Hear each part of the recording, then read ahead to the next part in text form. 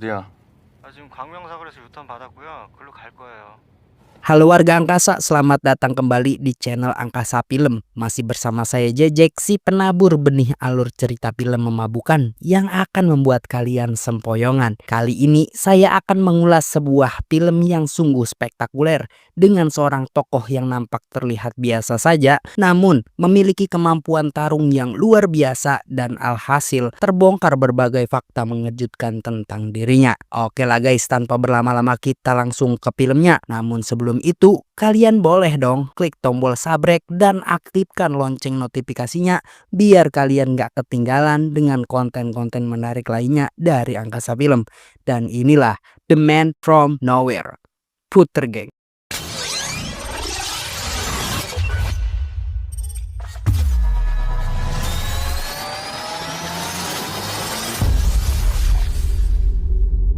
Film ini diawali memperlihatkan sekelompok orang yang akan melakukan operasi penangkapan atas kasus pengedaran barang haram. Terdapat seseorang tiba di suatu tempat hiburan dengan tas berisikan barang tersebut. Yang namanya tempat diskotok, pasti ada wanita penghibur yang membuat semua pria hidung lancip terlena. Terlihat salah satu anggota pengintaian melihat proses transaksi tersebut berlangsung. Lantas, semua pasukan mereka pun diterjunkan. Tiba-tiba seorang LCGC yang menyelinap di balik gantungan dan menyetrum pria tersebut sampai hilang ingatan. Lantas LC tersebut mengetahui isi dalam tas yang ia bawa. Alhasil barang bukti yang dicari anggota itu pun hilang di bawah sang LC. Ternyata sekelompok orang yang melakukan pengintaian tersebut merupakan anggota detektif yang selama ini melakukan pemburuan terhadap orang itu. Sadar akan kehadiran anggota detektif yang mengintainya, ia pun bersiap untuk melakukan pertarungan.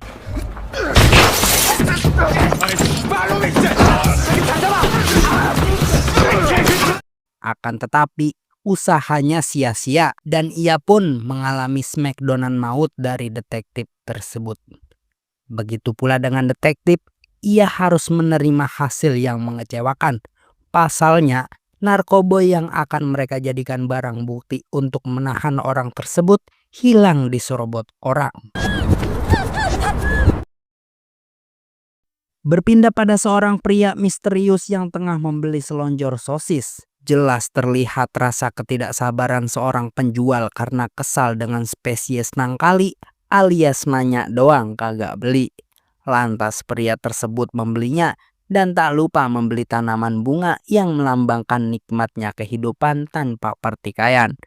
Pria misterius itu bernama Cha Tae-sik, seorang penjaga toko pegadaian yang hari-harinya selalu ditemani bocil kematian bernama Somi.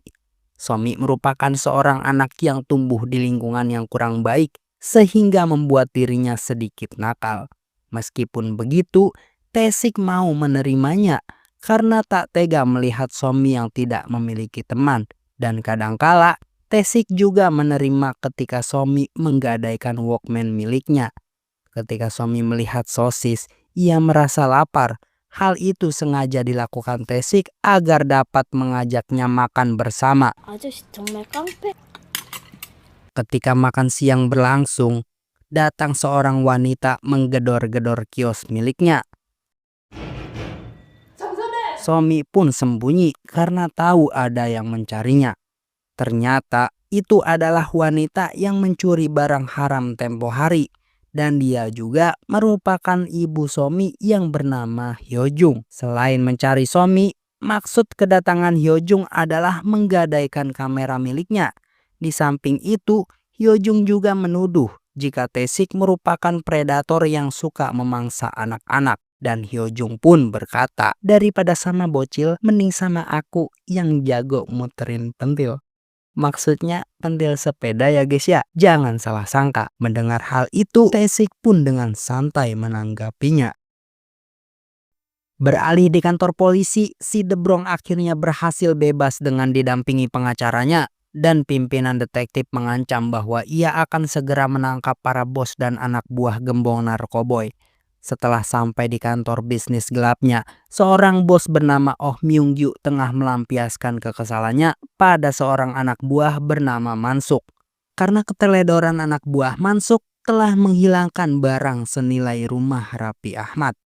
Di sisi lain, kekasih Hyojung amuk-amukan karena Hyojung tidak memberinya jatah bagi hasil atas aksi pencuriannya itu, dan dia memperingatkan bahwa itu merupakan barang seorang gembong kartel yang kapan saja bisa menghabisinya. Saat Somi pulang, ia terkejut karena kedatangan seorang pria yang memarahi ibunya. Terlihat sang ibu yang merupakan pecandu hayalan fiktif membuat Somi tak seperti anak pada umumnya. Lantas, Somi pun memilih menginap di kediaman Taesik. Saat di pagi harinya, Somi ternyata sudah pulang dan meninggalkan secari kertas di pintu kulkas serta mewarnai kukunya. Hari itu, Taesik berniat untuk mengunjungi makam istrinya yang bernama Kim Hyun-soo. Entah apa yang menyebabkan sang istri meninggal, Taesik pun pulang dengan rasa kerinduan. Di tengah perjalanannya, Taesik melihat Somi dengan keadaan sedang dihakimi oleh seorang ibu yang menuduh kalau Somi mencuri tas miliknya. Ketika ditanyakan orang tua dan alamat rumah, Somi nampak tak menjawab pertanyaan polisi dan menunjuk Taesik yang berada di hadapannya. Melihat kejadian yang begitu memalukan, Taesik pun meninggalkan Somi dengan penuh keterpaksaan. Di sisi lain, seorang cogan setengah asik ngojai bareng dengan para gadis gelis asal Ciamis. Dia bernama Jong-suk, adik kesayangan Mansuk yang hobi bermanja ria dengan cewek-cewek seksi yang membahana. Mansuk mengabarkan bahwa barang yang hilang dicuri berada di tangan seorang LC. Lantas ia pun bergegas mencarinya. Sementara itu, Somi sedang ngambek dengan Taesik yang tidak mau menolongnya saat berada di tengah kesulitan. Taesik pun mengatakan jika Somi tak mencuri, maka tidak akan mendapatkan perlakuan seperti itu. Tak terima Taesik menasehatinya, Somi pun mengambil sukro dagangan milik Haji Kosim. Saat Taesik membayar sukro yang diambil Somi, Pak Haji pun mengatakan, "Bukan saya tidak sadar, tapi memang saya biarkan. Anak-anak akan belajar dari kesalahannya sendiri. Hari ini gratis, besok-besok suruh bayar ya." Setibanya di depan gang, Somi mengeluarkan kata-kata mutiaranya pada Taesik. "Meskipun kau tak menolongku, setidaknya kau tidak meledekku. Sementara teman-teman dan guru di sekolah selalu menyapaku dengan panggilan buruk, seolah derajatku lebih rendah dari binatang yang berkeliaran di tengah kota. Ketika aku tersesat dan kehilangan arah, ibuku berpesan agar aku tak memberitahu siapapun, dan ketika ibuku mabuk berat, lebih baik kami mati bersama. Seisi dunia hanyalah kesengsaraan, dan kebahagiaan nampak selalu menjauh dariku."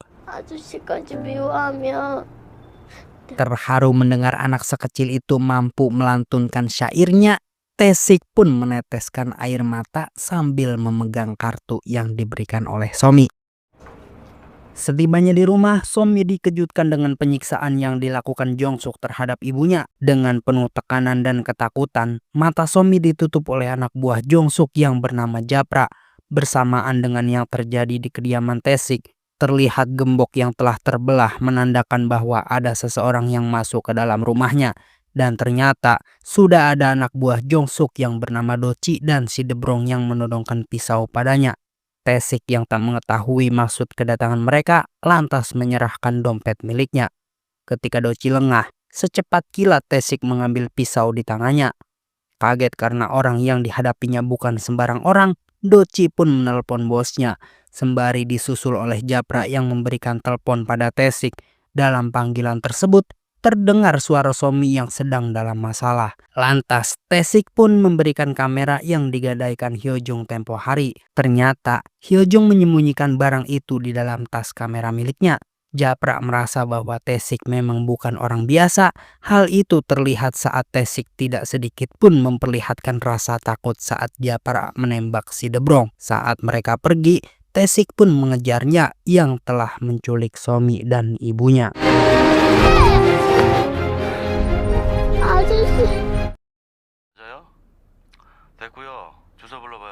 Keesokan harinya, Tae-sik mendapat telepon dari Jong-suk.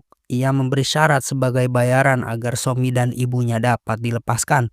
Tae-sik diminta untuk menjadi kurir dadakan, mengambil barang di suatu tempat dan mengantarkannya ke lapangan golf yang sudah ditunggu oleh Oh Myung-gyu. Di sisi lain, anggota detektif mendapat kabar bahwa ada proses transaksi narkoboy di tempat yang sudah diterimanya. Sesampainya di lokasi tersebut, Tae-sik disambut baik oleh Oh Myung-gyu dan para anak buahnya. Tae-sik menanyakan di mana keberadaan Somi dan ibunya karena dia telah menuruti keinginannya. Dengan didampingi translator yang menyangka bahwa Tae-sik adalah orang Cina yang Mansuk kirim, Myung-gyu tak menyangka bahwa ini merupakan jebakan yang dibuat oleh Mansuk dan adiknya.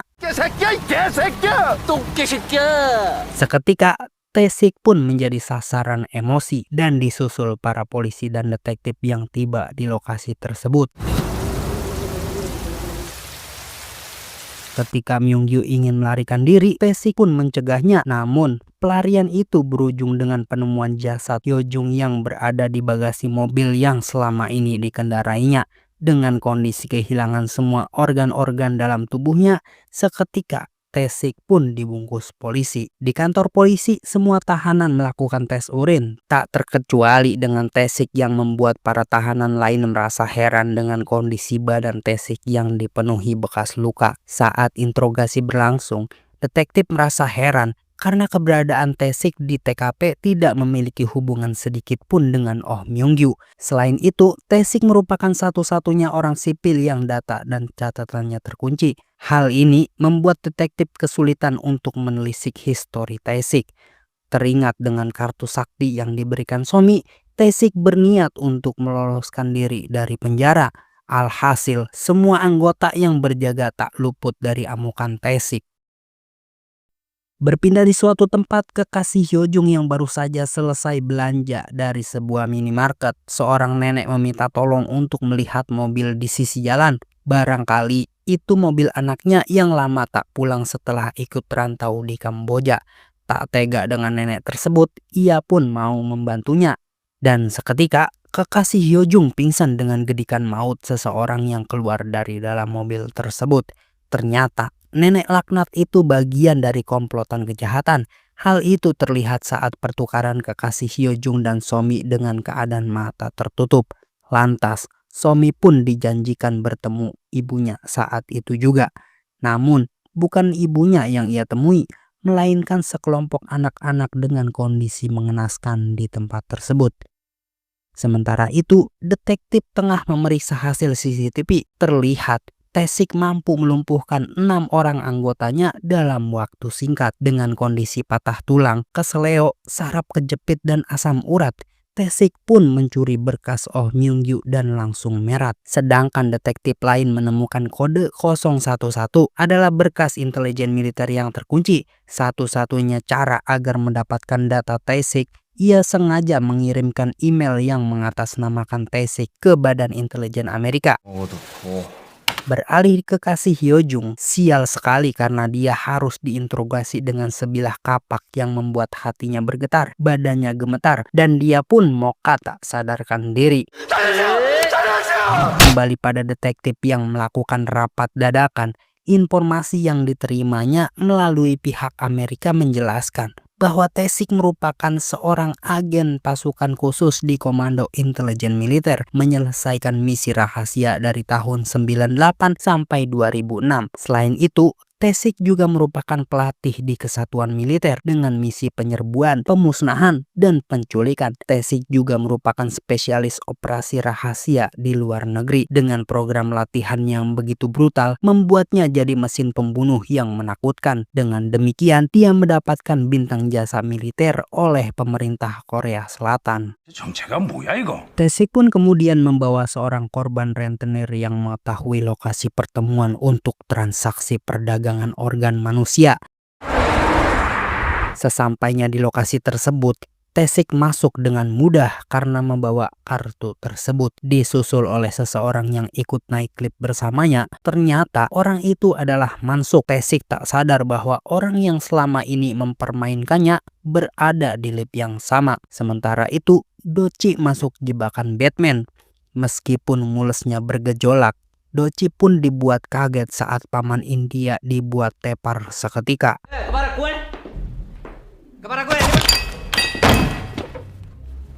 Penyiksaan itu pun berlangsung sampai kedatangan Japra yang melawan dengan beberapa tembakan.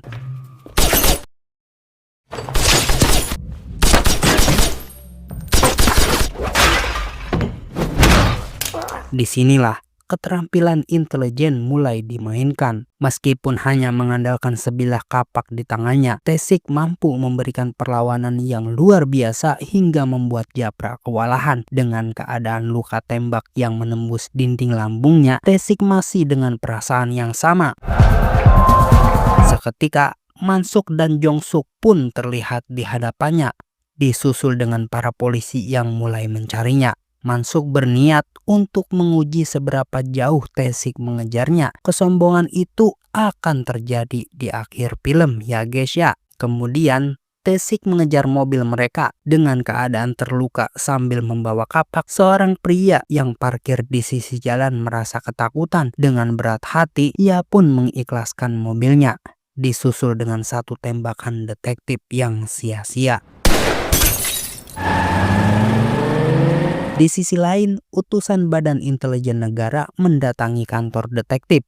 Dia memperingatkan bahwa sang pimpinan detektif telah salah dalam mengambil keputusan. Pasalnya, sang detektif beralih fokus dan malah menargetkan Tesik menjadi buruannya. Dengan begitu, target utama akan hilang dari pantauan. Akan tetapi, detektif merasa tidak senang ketika dinasehati. Utusan Bin pun menjelaskan bahwa orang yang ia incar merupakan penyelamat atas kasus yang terjadi di tahun 2006, di mana seorang pegawai pertahanan nasional mencoba untuk menjual informasi ke luar negeri dengan nilai yang cukup fantastis. Tesik dan Mundal Seo dikirim untuk menghabisi tersangka serta mengambil kembali dokumen yang mereka bawa. Namun, apa yang harus Tesik bayar? Istrinya yang sedang mengandung anak pertamanya menjadi korban balas dendam atas tragedi itu.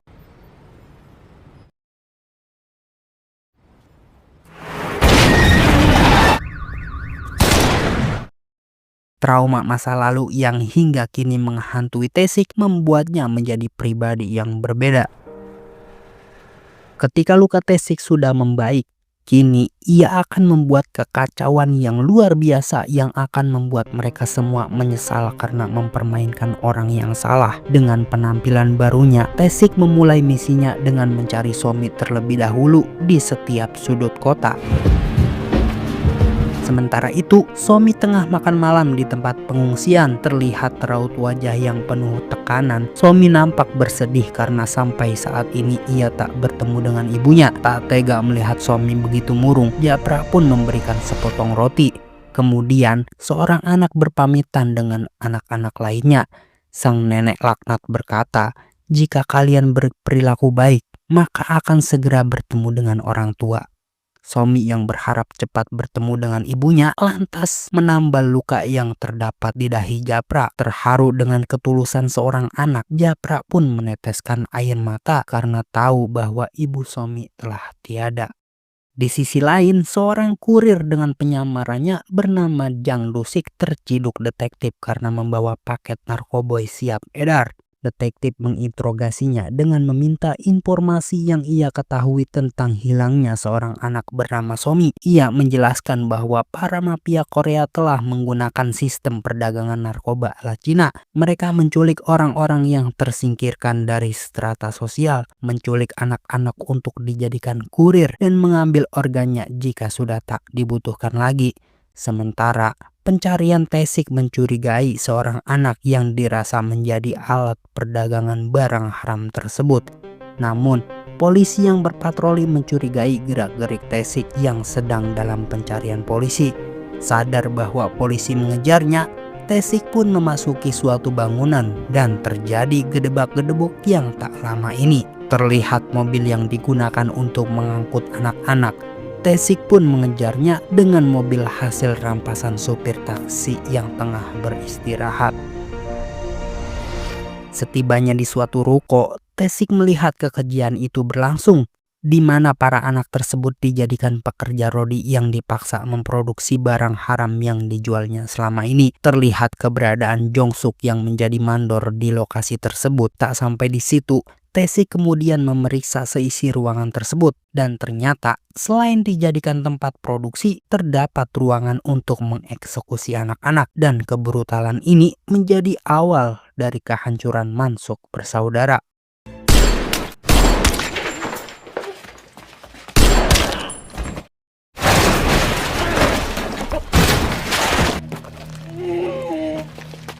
Dengan tangan dan kaki terikat, penyiksaan secara perlahan membuat Jong-suk lemah. Tae-sik sengaja menelpon Mansuk agar ia tahu siapa yang dihadapinya. Setelah puas menyiksa Jong-suk, Tae-sik pun akan menghabisinya dengan gedung yang diledakkan disusul malaikat maut yang akan menjemput.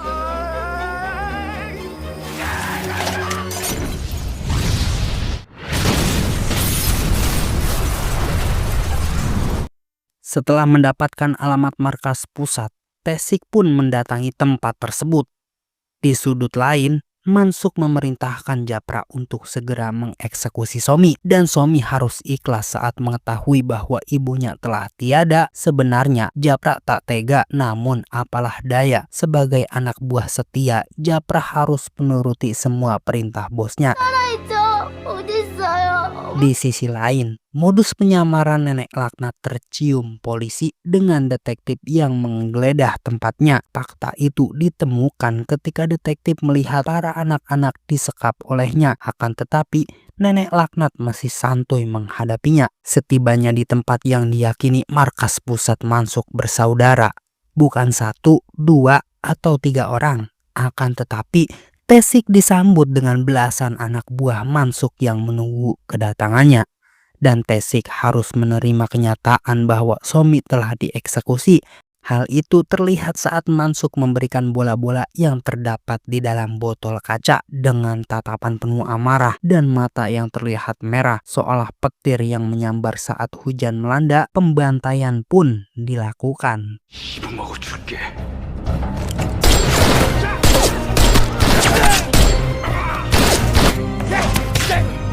Dengan taktik dan strategi perang yang dimiliki Tae-sik, tak butuh waktu lama. Tae-sik mampu menghabisi seluruh anak buah Mansuk yang menyerangnya. Demikian pula saat Japra merasa gengsi karena tarung dengan sebilah pistol, mereka akan melakukan duel sengit tanpa wasit dengan waktu yang cukup singkat. Setelah Tae-sik mengeluarkan seluruh usahanya untuk pertempuran itu, Japra pun harus mokat di tangan Tae-sik.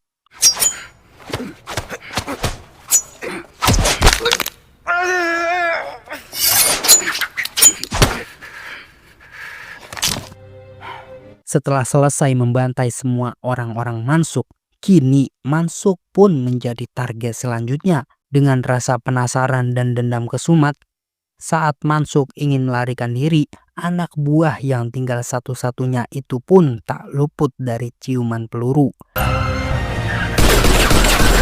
Terkejut dengan kedatangan Tae-sik yang membabi buta, Mansuk pun bergegas menancap mobilnya. Akan tetapi keadilan Tuhan itu nyata. Hukuman keji bagi orang-orang yang zolim terlihat saat Tae-sik melepaskan tembakannya.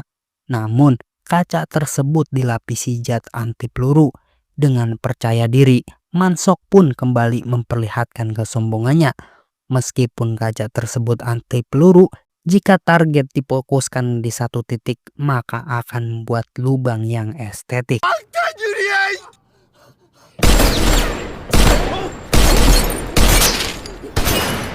Dan Mansuk pun bertemu dengan ajalnya. Tae-sik yang merasa hidup ini sudah tiada arti, dia berniat untuk mengakhiri hidupnya. Namun, dia masih teringat dengan Somi yang selalu menemaninya. Saat Tae-sik ingin melepaskan tembakan, tiba-tiba Somi mendatanginya dan langsung memeluk Tae-sik yang diyakini Somi datang untuk menolongnya. Lalu, bola mata siapa yang Mansuk berikan? Ternyata itu merupakan bola mata si dokter gadungan yang dimanipulasi Japra agar dapat menyelamatkan Somi. Di akhir film, Taesik terpaksa harus menjalankan proses hukuman dengan di bawah pimpinan sang detektif. Sebelum itu, Taesik meminta agar ia dapat membelikan Somi peralatan sekolah di toko Haji Kosim. Dengan banyaknya anggota kepolisian di depan tokonya, Pak Haji pun terkejut. 봐요. 아저씨 웃는 거. Dan Taesik meminta agar dirinya memeluk Somi untuk yang pertama kalinya. Dan film pun berakhir. Bagaimana? Menarik bukan? Pesan-pesan yang dapat kita ambil dari film ini adalah penghinaan bukanlah awal tanda kekalahan seseorang, melainkan bibit subur yang akan melahirkan benih-benih dendam tanpa belas kasihan. Saya Jejek beserta staf Angkasa Film pamit undur diri. Cabut.